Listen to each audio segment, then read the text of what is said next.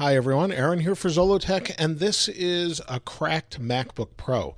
This is a late 2013 MacBook Pro, and if I open it up here, what you'll see is the display is all kind of screwy, and if you look in this corner, and I push on the display, you'll see the LCD is cracked. The funny thing is the display is not cracked at all. The actual glass is intact. The problem is this is so difficult to change, you actually need to change this entire top piece. So it makes no sense just to try and delaminate the glass from the display because it's almost impossible to do without breaking it. So I'm going to power it off, just hold down the power button. It does work other than that. And in order to do these repairs, you're going to need this whole assembly. Now this is pretty expensive. It can be $300-400, and the display I have is $400, and it's from iFixit. Now iFixit was nice enough to send this along to me. They did not sponsor the video, but they did send this, and this should replace that part. So it's IF123-034-1. And in order to change this, you also need some special tools, which they were nice enough to send along. And this is their ProTech toolkit. And I'll leave a link to all of this stuff in the description. But I always like to repair things. I hate to have broken things sitting around. And this is actually a relative's MacBook that actually was broken. So what I'll do is I'll flip it over. And the first thing we need to do is take this apart. Now this uses special pentalobe screwdrivers, so I need my toolkit to have that special bit in order to do that. So within this toolkit, you open it up like this, and you've got just about everything you could want in order to do this job. So we take this off, and there's all sorts of bits in here, and I'll find the pentalobe bit, and then I'll use that to actually take this apart. So let's get started. Now keep in mind there's going to be a bunch of small parts, so I'll store them here. This is magnetic, and in here, just so I can keep track of them.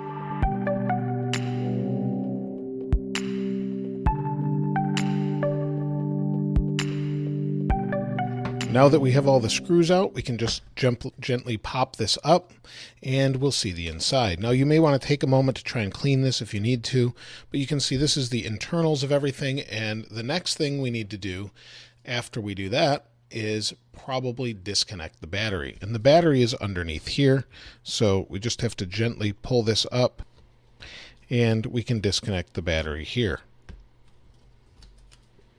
Now you can do it with your fingers if you're careful, or you can just use a little spudger and pop it up. But right now it's disconnected. Let me clean all this out, and then I'll be right back. So I've blown this out with compressed air, and one of the things you might notice about this is you can actually swap the solid state drive in this one. It's got a Samsung drive, so if you want to do that, you can do that. The next thing we need to do is remove this rubber fan bumper carefully. It just comes off like so. Now under the airport board right here, we need to disconnect 3 of these different cables. So we'll just pop the spudger under here and lift these out gently. Now this cable is for the camera, and we need to actually carefully remove the cable from here.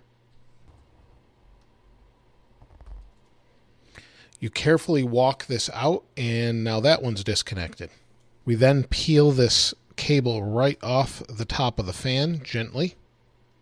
So just work it back slowly as not to rip it, although these cables will probably be on the newer display as well. There we go. So those are all disconnected. Then we'll move on to the next step. The next step is to actually move over to this side and disconnect the display cable. So once you pop this up, you can kind of walk the cable out with your fingers back and forth, and it just pops free. The next thing we need to remove is this. This covers the screws for the display. We have one on each side. There's one over here as well.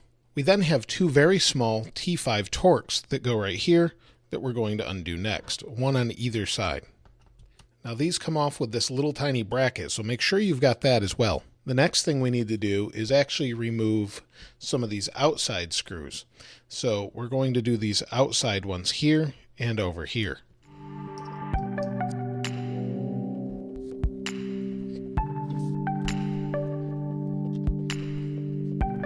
Now for this next part, they suggest we open the display at 90 degrees and set it on the table before we undo the final Torx screws that hold the display on. So we'll do those next.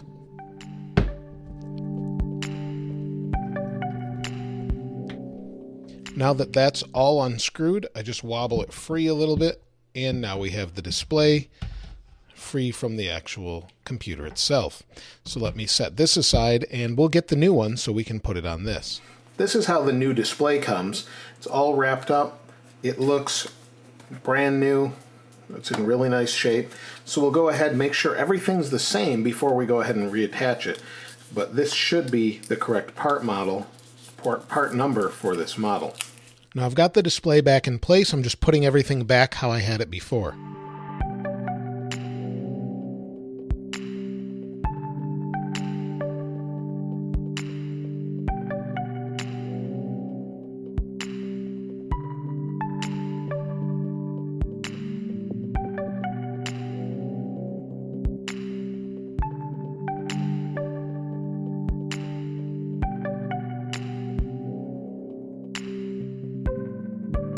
The major connections are done. I'm just going to put the rubber gasket back in place.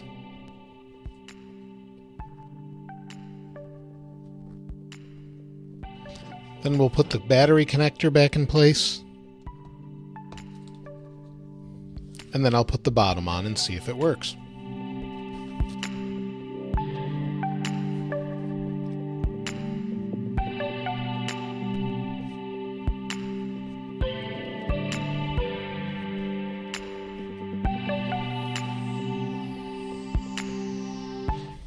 So let's flip it over, and I'll power it back on and see what we have here. You'll see there's the Apple, and we're good to go. We'll take the tape off here, and that's how you repair a MacBook Pro display.